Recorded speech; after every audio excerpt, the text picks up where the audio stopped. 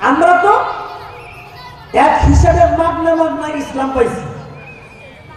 বলেন আমরা কেমন ইসলাম পাইছি?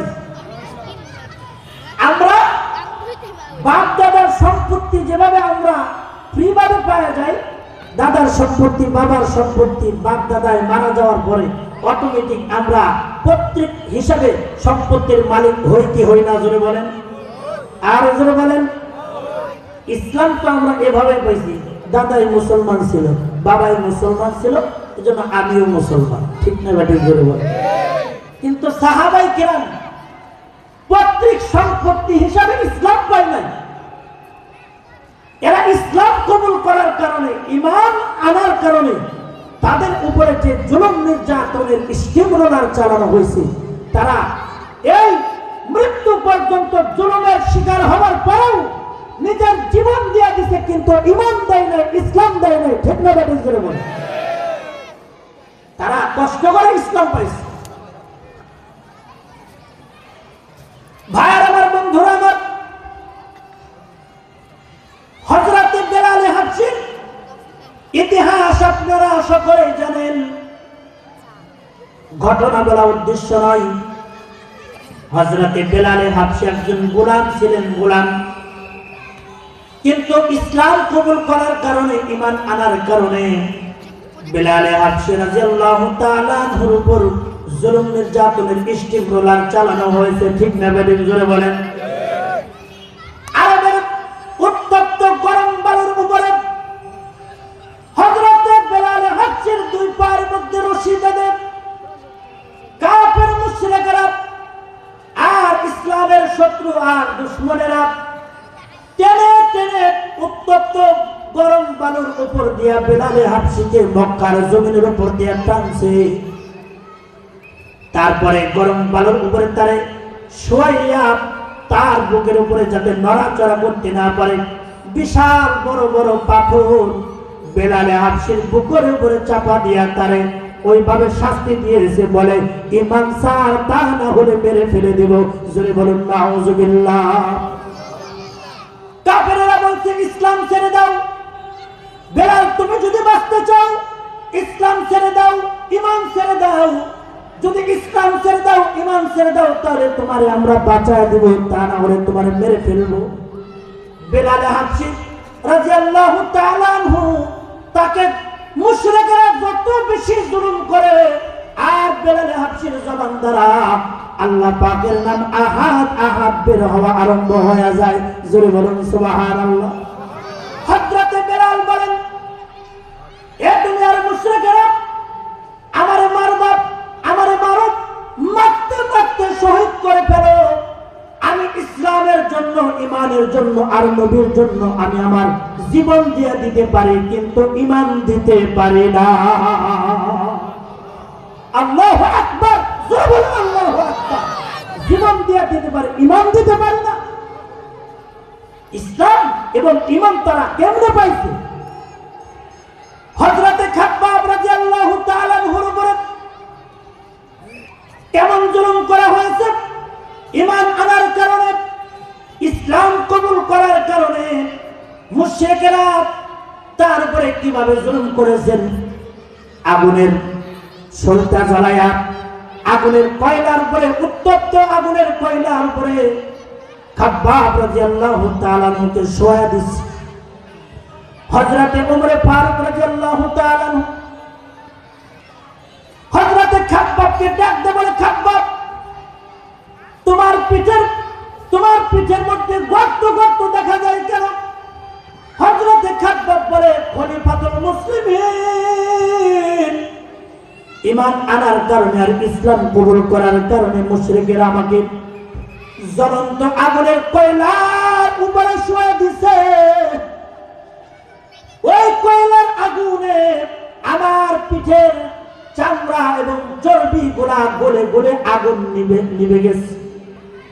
আগুন নিভে যাওয়ার পরে আবার আগুন ধরাইয়া আবার ওই উত্তপ্ত গরম আগুনের মধ্যে আমারে আবার শোয়া দিছে।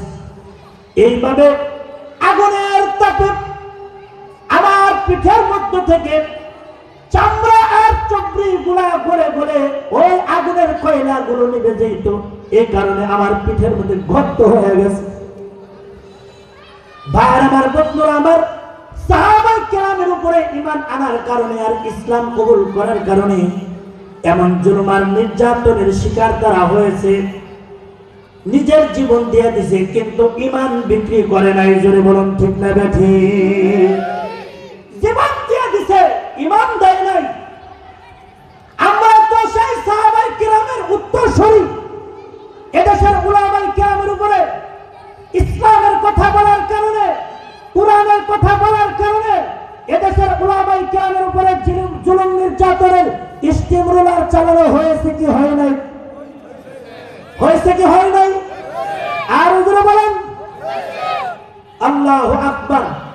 ইসলামের কথা বলার কারণে, ঈমানের কথা বলার কারণে নবীদের উপরে জুলুম আসছে, সাহাবায়ে কেরাম জুলুম নির্যাতনের শিকার হয়েছে। এজন্য এখনো যারা নবীদের উত্তরসূরি, সাহাবায়ে কেরামের উত্তরসূরি, তাদের উপরে জুলুম নির্যাতনের স্টিম রোলার চালানো হয় বাতিলের পক্ষ থেকে। ঠিক না বেঠিক? বলেন ঠিক না বেঠিক? এই পৃথিবীর মানুষ জানে আল্লামা দেলোয়ার হোসেন সাইদি সাহেব উনি কি ভালো মানুষ ছিল না খারাপ মানুষ ছিল? এই পৃথিবীর একজন হিন্দু যে একজন মুশরিক, এও জানে আল্লামা সাইদি সাহেবের মতো মানুষ আর জগতের বুকে হয় না। ঠিক না বেঠিক? এই মানুষটা যে দীর্ঘদিন কোরআনের তাফসীর করে সারা জিন্দেগিটা দিনের জন্য কুরবানি করে দিয়েছে, এই লোকটারে জেনার মামলা দিয়া, এই লোকটারে ধর্ষণের মামলা দিয়া নাস্তিক, মুরতাদ আর কাফের, বেঈমান আর আবু জেহেলের উত্তরসূরিরা জেলখানার মধ্যে আবদ্ধ কইরা জুলুম নির্যাতন করেছে, রিমান্ডে নিয়েছে, কষ্ট দিয়েছে। খোদার আকাশ আর জমিন কাঁপছে। আল্লাহ পাক যখন দেখলেন নাস্তিক আর মুরতাদ আবু জেহেলের উত্তরসূরিরা এদেশের আল্লামা মামুনুল হকের উপরে জুলুম করা হচ্ছে, সাকাউত হোসেন রাজের উপরে জুলুম করা হচ্ছে, মুফতি আমিনের উপরে জুলুম করা হয়েছে, আল্লামা দেলোয়ার হোসেন সাইদি সাহেবের উপরে জুলুম করা হয়েছে, এদেশের আলেম ওলামার উপরে যখন জুলুম নির্যাতনের স্টিম রোলার চালাতে চালাতে একেবারে সর্বোচ্চ স্তরে পৌঁছে গেছে, আল্লাহ পাক বলেন এই আবু জেহেল আর ফিরআউন আর নমরুদের উত্তরসূরিদেরকে আর বাংলার জমিনে রাত থাকতে দেওয়া যাবে না। আইসে গেট আউট বলে ফিরআউনকে যেভাবে এরকম ভাবে পানিতে চুবায় আল্লাহ মারছে, নমরুদকে যেভাবে জুতা পিটিয়ে হত্যা করছে, এই দেশে যখন আলেম ওলামাদের উপরে জুলুম নির্যাতন করা হয়েছে, আল্লাহ পাক রব্বুল আলামিন বলে এই নাস্তিকদেরকে আর থাকতে দেওয়া যাবে না। আইসে গেট আউট বলে বৈষম্য বিরোধী ছাত্র আন্দোলনের মাধ্যমে নাস্তিক আর মুরতাদ আবু জেহেলের প্রেতাত্মাদেরকে বাংলার জমিন থেকে তাড়িয়ে দেওয়া হয়েছে। ঠিক না বেঠিক? নারায়ে তাকবীর। ইসলামের শত্রুরা অ্যাকশন, অ্যাকশন। সাইদি সাহেবের অ্যাকশন, আমিনু সাহেবের অ্যাকশন। আল কোরআনের আলো ঘরে ঘরে আলো। নারায়ে তাকবীর। মুহতারাম হাজিরিন, সর্বযুগেই হক যেভাবে ছিল, হকের সাথে সাথে জমিনে বাতিলও ছিল। ঠিক না বেঠিক? জোরে বলেন। রাসূলের আগমন ঘটছে, আবু জেহেল ছিল। ফিরআউনের আগমন ঘটছে, তখন আল্লাহ পাক ইব্রাহিম পয়গম্বরও পাঠাই দিয়েছে, মুসা পয়গম্বরে পাঠাইছে। নমরুদের আগমন ঘটছে, ইব্রাহিম পয়গম্বরে আল্লাহ পাঠাইছে। যুগে যুগে এইভাবে হক এবং বাতিল থাকে, আছে এবং কিয়ামত পর্যন্ত থাকবে। তবে আজকের এই আর রহমান মডেল মাদ্রাসার বার্ষিক তাফসীরুল কুরআন মাহফিল থেকে আমরা বলিষ্ঠ কণ্ঠে বলে দিতে চাই, এই দেশে স্বৈরাচারী শাসক যতদিন ছিল জুলুম নির্যাতন করে যেভাবে রেহাই পায় নাই, ফিরআউন জুলুম করে যেভাবে রেহাই পায় নাই, নমরুদ জুলুম করে রেহাই পায় নাই, শেখ হাসিনা জুলুম করে রেহাই পায় নাই, তার দলবলেরা জুলুম করে রেহাই পায় নাই। এজন্য আগামী ভবিষ্যৎ প্রজন্মে যারা এদেশের সরকার হবে, এদেশের মানুষের যারা জাতির রাহবার হবে, তাদেরকে আহ্বান জানাবো, উদাত্ত আহ্বান জানাবো, যেই সরকার হও, যেই রাষ্ট্রপতি হও, যেই হও না কেন, ফেরাউন থেকে শিক্ষা নাও, নমরুদ থেকে শিক্ষা নাও, শেখ হাসিনা থেকেও শিক্ষা নাও।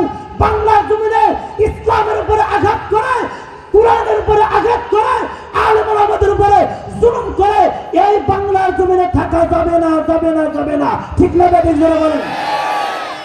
এজন্য যদি যখন নাকি স্বৈরাচারী শাসকের আমলে নাস্তিক মুরতাদরা নবীর আখলাক নিয়ে কথা বলতো, এদের মানুষ যদি আন্দোলন করতো, জেলখানায় নিয়ে জামাই আদর করে খাওয়াইতো। ঠিক না বেঠিক জোরে বলেন। বিচার হয় নাই। নবীর আখলাক নিয়ে কথা বলছে, বিচার হয় নাই। কোরআনের উপরে আঘাত আনছে, বিচার হয় নাই। ইসলামের উপরে আঘাত আনছে, বিচার হয় নাই। একটা নাস্তিককে যদি জাতির সামনে ফাঁসির কাস্টে ঝুলানো হইতো, তাইলে বাংলাদেশের সব নাস্তিক সোজা হয়ে যাইতো। ঠিক নেই? একটা চোর কলমের একটা খোঁচা দিয়া বাংলাদেশের রাষ্ট্রীয় কোটি কোটি সম্পদ আত্মসাৎ করে বিদেশে পাচার করে, এইরকম একটা চোরকে যদি জাতির সামনে হাত কেটে দেওয়া হইতো, সব চোর সোজা হয়ে যাইত। ঠিক না বেঠিক জোরে বলেন। এজন্য চোরের বিচার যেইভাবে চুরি করে ওইভাবেই করতে হবে। ঠিক না বেঠিক জোরে বলেন।